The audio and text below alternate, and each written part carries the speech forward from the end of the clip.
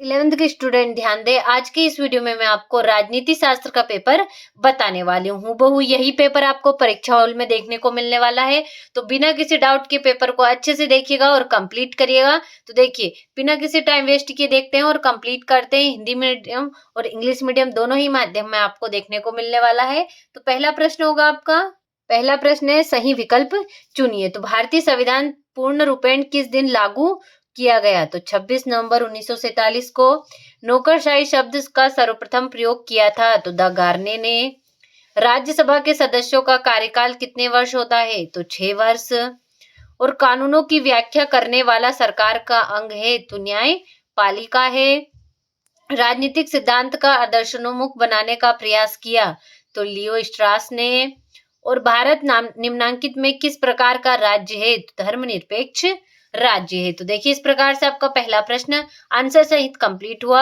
अब देख लेते हैं हमारा दूसरा प्रश्न, जो कि है, ये रहा आपका इंग्लिश मीडियम वालों के लिए। तो अच्छे से स्क्रीनशॉट लें इन प्रश्नों का और कंप्लीट करिए। टिकला दिए मैंने। तो देखिए, इस तरीके से ये हो गया आपका।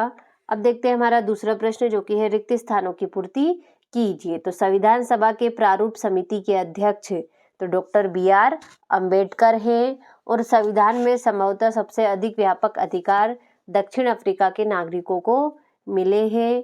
और राष्ट्रपति पद के प्रत्याशी को 15,000 रुपये जमानता राशि जमा करानी पड़ती है। और भारत में एकीकृत न्याय प्रणाली की व्यवस्था की गई है। और स्थानीय स्वशासन एक समिति क्षेत्र में कार्य करते हुए हस्तांतरित शक्तियों का प्रयोग करता है। और ब्रिटिश सरकार के रोलेट एक्ट ने हमारी व्यक्तिगत स्वतंत्रता के अपहरण का प्रयास किया था। तो देखिए, इस तरीके से आपका दूसरा प्रश्न भी कंप्लीट हुआ। ये रहा आपका इंग्लिश मीडियम वालों के लिए। तो अच्छे से स्क्रीनशॉट लेकर कंप्लीट करिए। तो देखिए, इस तरीके से अच्छे से स्क्रीनशॉट लेकर कंप्लीट करिए। दूसरा प्रश्न हुआ आपका। अब देखते हैं तीसरा प्रश्न, जो कि है सही जोड़ी बनाइए। तो निरक्षरों को मताधिकार का विरोध तो जे.एस. मिल होगा। सर्वप्रथम राष्ट्रपति शासन वाला राज्य तो इसका पंजाब होगा। और राज्य सूची तो 47वीं से।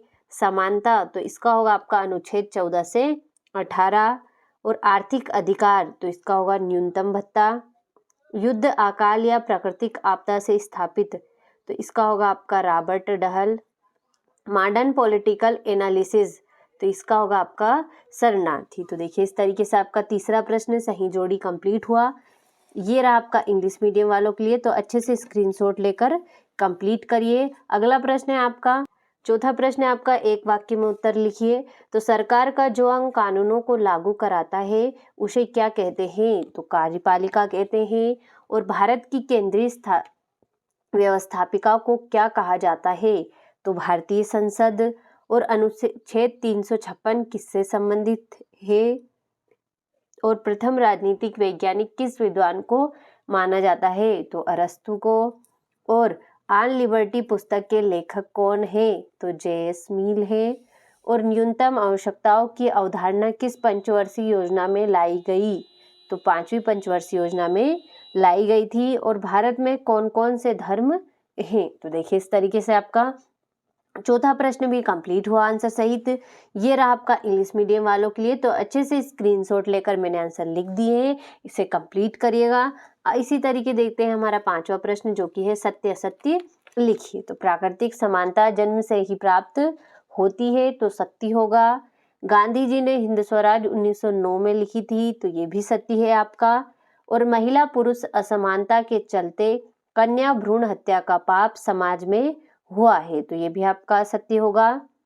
भारतीय संविधान में अवसरों की समानता नहीं है तो असत्य है। लोकतंत्र में अधिकारों का अधिक महत्व नहीं होता तो असत्य होगा।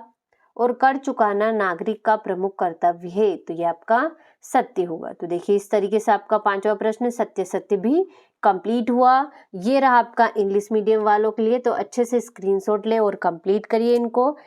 आगे है तो देखिए, अच्छे से कंप्लीट करिएगा। छठा प्रश्न आपका, संविधान सभा के सत्ताहीन होने के कोई 2 कारण लिखिए।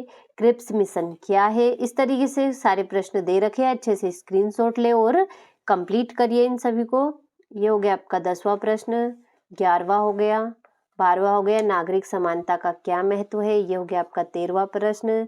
14वां हो गया, नागरिकों को क्या दायित्व है, नागरिक संपत्ति के कारण लिखिए। इस तरीके से सारे प्रश्न दे रखे हैं। इन सभी को आप अच्छे से स्क्रीनशॉट ले और कंप्लीट करिए।